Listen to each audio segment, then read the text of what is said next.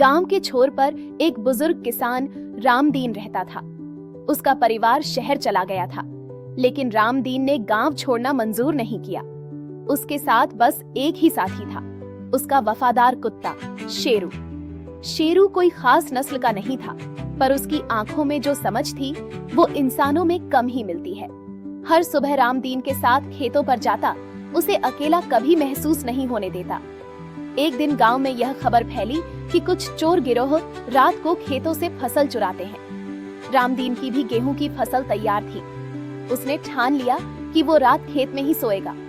शेरू भी उसके साथ था। रात का सन्नाटा गहरा था, चांद आधा ढका हुआ था बादलों से। तभी शेरू के कान खड़े हुए। वो हल्की सी आवाज सुन चुका था, जो इंसानी कदमों की थी।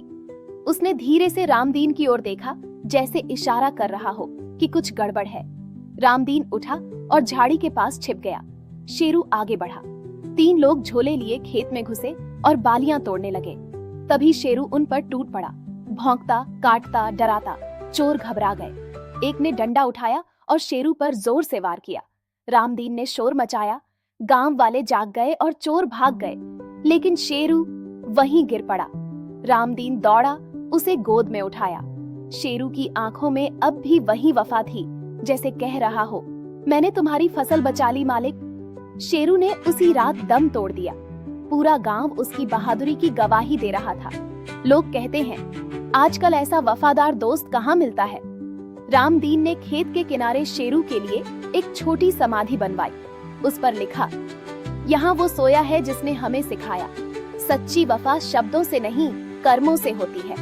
सीख, शेरू की कहानी हमें सिखाती है कि वफादारी सिर्फ किसी के साथ खड़े रहने का नाम नहीं, बल्कि जरूरत पड़ने पर उसके लिए कुछ भी कर गुजरने की हिम्मत है।